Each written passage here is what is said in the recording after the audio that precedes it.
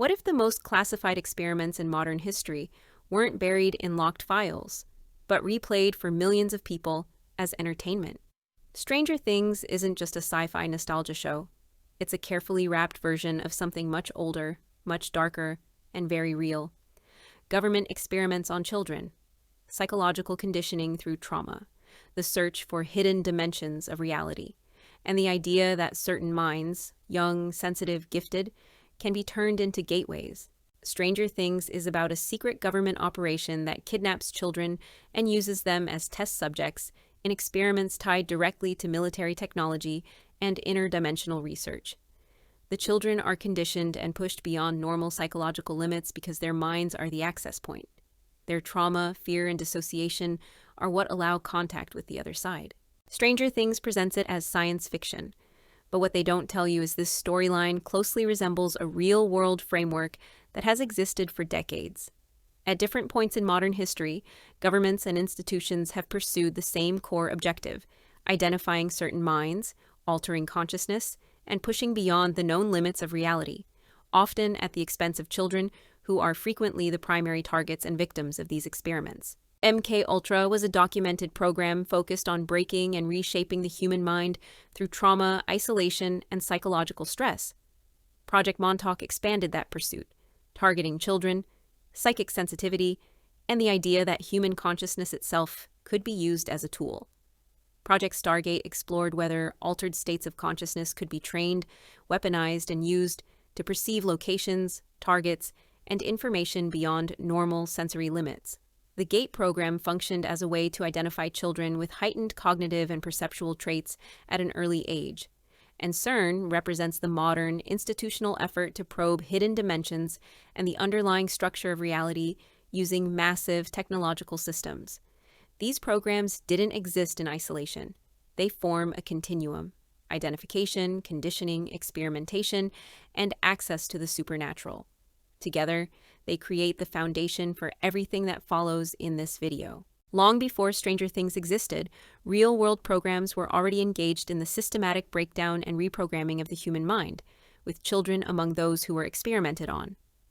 MK Ultra was a real, documented CIA program built around one central goal: breaking the human mind and rebuilding it into something controllable.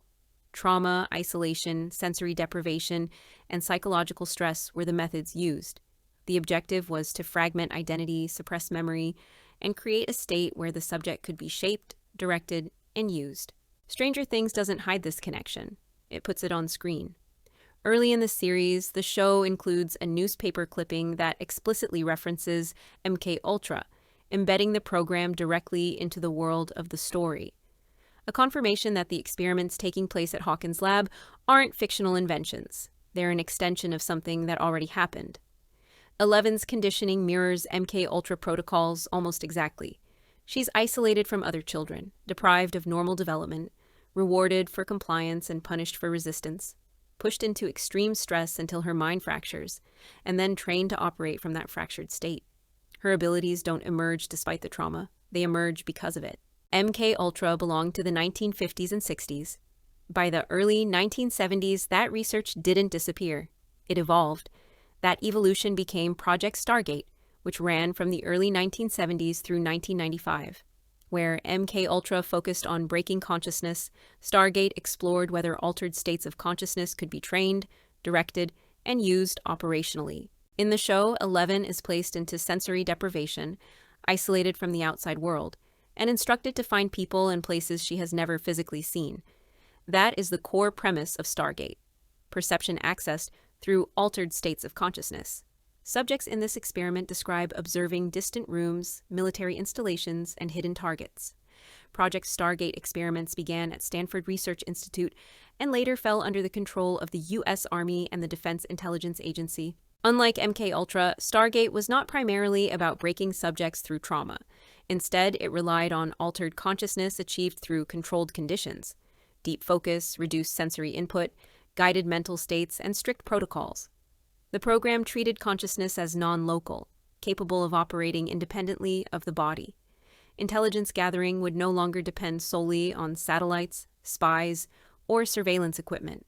The human mind itself would become the instrument. Documents released after the program's termination show that Stargate was taken seriously enough to be funded, structured, tested operationally, and maintained for over 2 decades.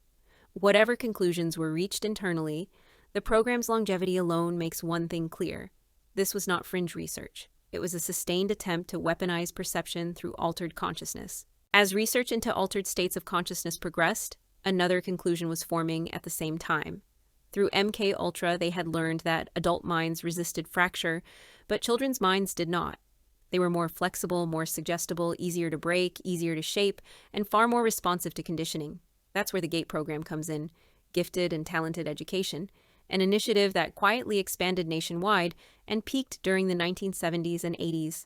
This program consistently identified children with perceptual abilities that aligned with consciousness-based research. These extrasensory abilities were explored and tracked through the Gateway process, remote viewing protocols, and think tank-funded experimentation. It's no coincidence that Stranger Things repeatedly centers its story on children being singled out and targeted. 11, for example, fits a very specific profile: highly gifted, unusually perceptive, capable of remote viewing, and able to access altered states of consciousness that others can't. During the same era the show is set, real-world programs like GATE were identifying children inside public schools who demonstrated abilities like exceptional focus, heightened perception, nonlinear thinking, dissociation, and unusual cognitive traits. In the GATE program, children were separated, tested, and tracked, creating a pipeline that could easily feed into intelligence and research programs. While the GATE program was identifying and tracking certain children inside the school system, something else was unfolding at the same time.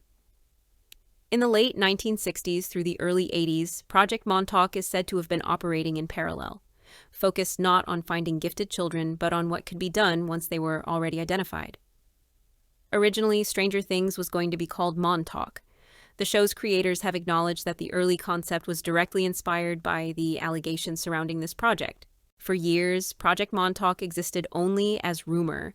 That changed in 1992 when Preston Nichols published The Montauk Project: Experiments in Time. The book described a covert operation resembling MK Ultra, but taken further, combining mind control, electromagnetic technology, psychic experimentation, and manipulation of time and reality itself. It spoke of kidnapped children at the center of the research, contact with non-human intelligences, and consequences that spiraled out of control. But Project Montauk didn't begin in Montauk, New York. It began decades earlier with the Philadelphia experiment. The Philadelphia experiment wasn't about obtaining invisibility in the way it's often simplified. It was about space and time. Specifically, whether electromagnetic fields could be used to bend the underlying structure of reality itself. According to the lore, a ship called the USS Eldridge was fitted with experimental electromagnetic generators at the Philadelphia Naval Shipyard. Witnesses claimed that when the generators hummed to life, a thick, eerie green fog swallowed the ship. For a few terrifying moments, the Eldridge didn't just vanish from radar, it vanished from our physical dimension entirely. When the ship re-emerged in the harbor, the scene on deck looked like a horror movie. Some men had simply vaporized into thin air. Others were found fused directly into the steel bulkhead of the ship. The survivors were left in a state of total mental collapse. This was allegedly the first gate they tried to open, a disastrous attempt to fold space and time. The world might never have heard of the Eldridge if it weren't for a strange series of events involving an amateur astronomer named Morris Jessup. In 1955, Jessup published a book called The Case for the UFO, arguing that the key to space travel wasn't rockets, but mastering gravity through something called unified field theory. Shortly after the book's release, Jessup began receiving a series of bizarre letters written in multiple colors of ink. They were signed by a man named Carl Allen. He mocked Jessup's lack of understanding regarding the physics of the universe, claiming that he had personally witnessed proof that electromagnetism and gravity were two sides of the same coin. His proof? He had been stationed on a nearby merchant ship, the SS Andrew Furseth, in 1943. From the deck of that ship, Allen claimed he watched the USS Eldridge dissolve into a green mist and vanish into another dimension. These letters suggested that the government hadn't just accidentally stumbled into a portal, they were actively testing the very fabric of reality. For Jessup, this discovery became an obsession. one that ended in tragedy when he was found dead under mysterious circumstances just a few years later. The trail of the Philadelphia experiment should have ended with the death of Morris Jessup. But decades later, a man named Al Bielek came out with his own story about what happened that day in 1943. He claimed his birth name was Edward Cameron and that he, along with his brother Duncan, were the lead technicians on the Eldridge. According to him, they didn't just see the ship disappear, they jumped overboard during the experiment and fell through a hole in time, landing 40 years in the future at a secret base in Montauk, Long Island. When researchers checked the military records, they found nothing. No Edward Cameron, no Duncan Cameron, and no record of the Eldridge ever being in the Philadelphia harbor on the dates in question. Bielek had an answer for the missing paper trail. He claimed the government had processed him through a technique called age regression. He alleged his consciousness was placed into the body of a child in the Bielek family, effectively rebirthing him into a new identity to erase his history. According to Bielek, this identity wipe was designed to hide the fact that he and his brother were the living bridges between the Philadelphia experiment and the psychic horrors of the Montauk Project. This brings us to the real-life inspiration for Stranger Things, Camp Hero in Montauk, New York. On the surface, Camp Hero was a standard coastal defense station, cleverly disguised as a sleepy fishing village with fake windows and wood paneling to hide its true purpose. But it also housed a massive radar dish. And this technology could do more than track Soviet missiles. It could broadcast frequencies that interacted with the human brain. They discovered that by tuning the radar's frequency, they could literally remote control the emotions of everyone on the base. They could make a room full of soldiers laugh, cry, or descend into a violent rage just by turning a dial. Researchers created what they called the Montauk chair. Using massive electromagnetic coils, they sat psychic subjects, most notably Duncan Cameron, in the chair and blasted them with waves of energy. In an experiment called the Seeing Eye, Duncan Cameron would hold a lock of someone's hair or a personal object. While strapped into the chair, he would enter a void and be able to see through that person's eyes, hearing what they heard and seeing what they saw, regardless of where they were in the world.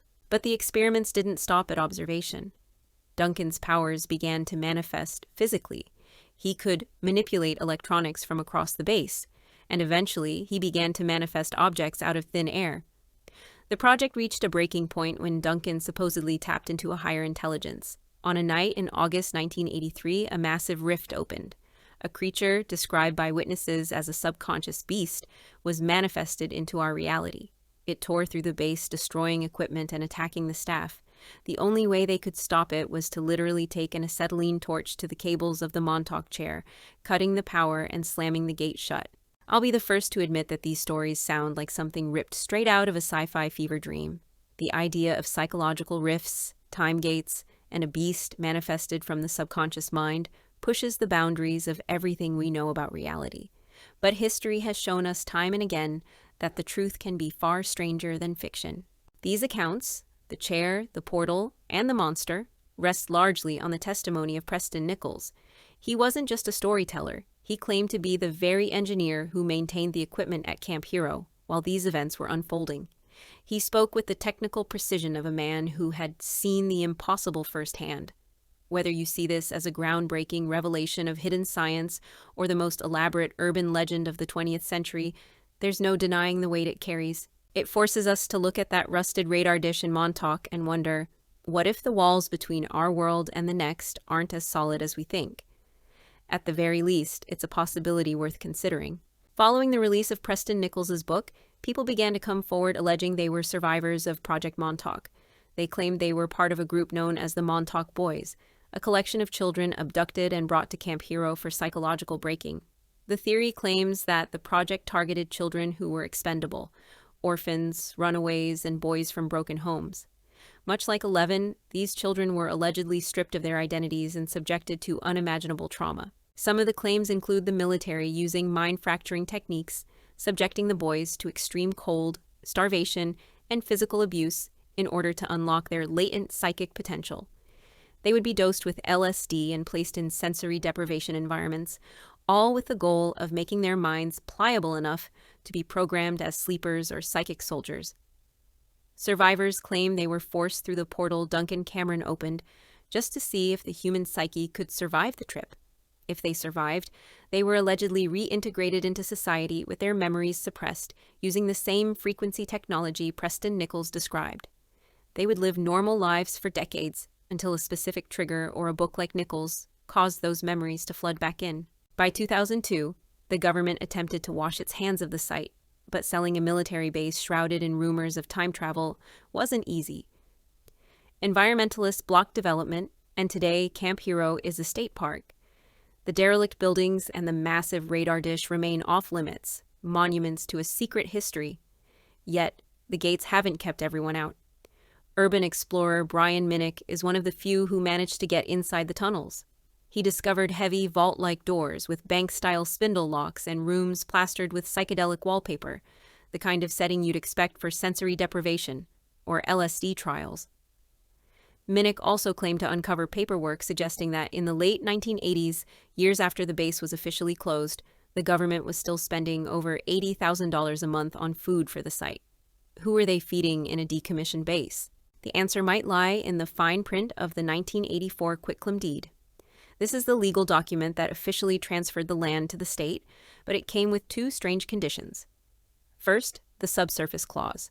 The government handed over the park, but they kept total ownership of everything beneath the soil. Second, the reappropriation clause, a rule stating the military can reclaim the entire base at any moment for national security reasons. In July 2008, the mystery moved to the shoreline. 3 girls walking the beach down the road from Camp Hero stumbled upon a carcass that defied easy explanation. It was a bloated, hairless creature with leathery skin and a sharp, beak-like snout. This wasn't just a strange animal, it looked like a biological glitch that had crawled straight out of the Upside Down. The mystery deepened in 2020 when a second, nearly identical creature washed ashore in the exact same area. For some, this was proof that the government brought back souvenirs from a place they were never meant to visit, a place where the monsters are very, very real. While the gates at Montauk are rusted shut, the pursuit of the Upside Down may have just moved to a more sophisticated multi-billion-dollar stage. If you look at the modern landscape of high-level physics, all roads lead to Switzerland and the Large Hadron Collider at CERN. While Montauk used a radar dish and a psychic chair, CERN uses a 17-mile ring of superconducting magnets to smash particles together at nearly the speed of light. Officially, they are searching for the secrets of the universe, but for those watching closely, the parallels to the gate in Stranger Things are hard to ignore. The massive circular machinery of the collider bears a striking resemblance to the gate seen in Hawkins' lab. Both are monstrous, high-energy rings designed to punch through the vacuum of space, searching for entry to the other side. CERN is also frequently blamed for a phenomenon known as the Mandela effect, where large groups of people remember history differently than it is recorded. One of the reasons people connect CERN to the Mandela effect is because of this image featuring John Ellis, a world-renowned theoretical physicist who has worked at CERN since the 1970s. The image is a screenshot from an official video released in 2014 called "We Are Happy at CERN." He is seen here holding 2 signs. The first sign says Bond number 1, and the other says Mandela. It was a direct nod to the original James Bond, Barry Nelson, and the namesake of the phenomenon itself, Mandela. When you put the 2 names together, you get Nelson Mandela, the man at the center of the first reported Mandela effect, where millions of people vividly remembered him dying in prison decades before he actually did. For many, this is proof that CERN has the power to fracture our timeline. They aren't just observing reality, they're navigating us through a labyrinth of parallel dimensions. It's a real-world version of the Upside Down, a realm that looks exactly like home, but where the details have been subtly rewritten. If these dimensional shifts are real, then the work being done at CERN is no longer just science. It's high-stakes occultism disguised as physics. And nothing illustrates this better than a bizarre, ritualistic film released by CERN itself, titled Symmetry. In the depths of the facility's circular tunnels, the video captures scientists performing the Dance of Destruction, a tribute to Shiva, the Hindu deity known as the Destroyer, who dissolves the universe to create it anew. There also just happens to be a massive bronze statue of Shiva that stands prominently outside the CERN headquarters, looming over the scientists as they arrive to work each day. In one scene, a scientist dances within a circle while a shadowy entity watches from the outside. It's as if the scientist is ritualistically pulling on the threads of the void, trying to lure the entity across the threshold and into our reality. This ritualistic video was released to the public around the same time Stranger Things first aired. The Large Hadron Collider isn't just a machine, it's a bridge. And if this dance is any indication, the scientists are no longer just observers, they are the summoners. They are ritualistically tearing at the veil, trying to lure a creature from a parallel dimension into ours, waiting for the day the gate stays open and the upside down becomes our new home. When you step back and look at the full picture, Stranger Things stops looking like a sci-fi drama and starts looking like a disclosure document. We've tracked the history of MKUltra and the brutal fracturing of the human psyche. We've looked at Project Stargate and the GATE program, which proved the government was actively scouting for gifted individuals to remote view into other dimensions. We've looked at the Montauk Project, the real-life inspiration for the Hawkins lab, and how those experiments supposedly ripped a hole in space-time. And then there's CERN, the modern-day gate created by scientists with not-so-pure intentions. Hawkins' lab is the perfect intersection of all of it. The trauma of MKUltra, the psychic spying of Stargate, the temporal rifts of Montauk, and the high-energy physics of CERN. It shows us that to open a door to the upside down, you need two things: a massive machine to tear the hole, and a fractured mind to act as the bridge. But why is this bridge always decorated with rainbows? Why is the show obsessed with specific fairy tales? In my next video, we are going to dive into the second half of this mystery, the symbolism. We're going to look at why the Wizard of Oz and Alice in Wonderland are the symbolic blocks they used to build Stranger Things. We're going down the rabbit hole next. I'll see you there.